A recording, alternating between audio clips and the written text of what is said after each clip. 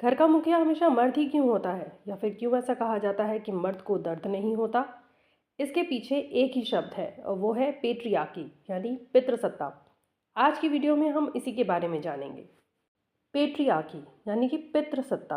पितृ यानी पिता, सत्ता यानी कि राज, पिता का राज, या फिर कह सकते हैं बाप का राज। ये एक ऐसा सोशल सिस्टम है जहाँ पर पावर यानी कि शक्ति, अथॉरिटी यानी कि अधिकार, और प्रॉपर्टी यानी कि जायदाद, सब कुछ सिर्फ पुरुष के नाम होता है।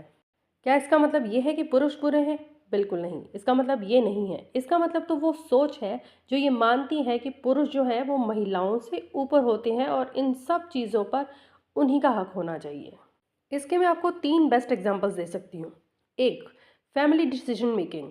जब भी कोई बड़ी डिसीजन की बात आती है, हमेशा मर्द ही आगे रहते हैं। वो चाहे घर खरीदना हो या फिर बेटे बेटी की शादी हो, सारे काम मर्दों के हिस्से होते हैं। दूसरा, डबल स्टैंडर्ड्स। यानी कि अगर मर्द घर से बाहर है तो कहा जाएगा कि उस पर घर की बहुत जिम्मेदारियां हैं और वो इसलिए बाहर है, लेकिन अगर वही औरत या लड़की घर से बाहर है तो कहा जाता है कि घर की इज्जत जो है वो खतरे में पड़ गई है। तीसरा, इमोशनल डैमेज। ये सिर्फ औरतों को ही नहीं बल्कि मर्दों को भी नुकसान पहुंचाता है। एक मर्द कभी रो नहीं सकता, कभी कमज़ोर नहीं पड़ सकता, वगैरह वगैरह।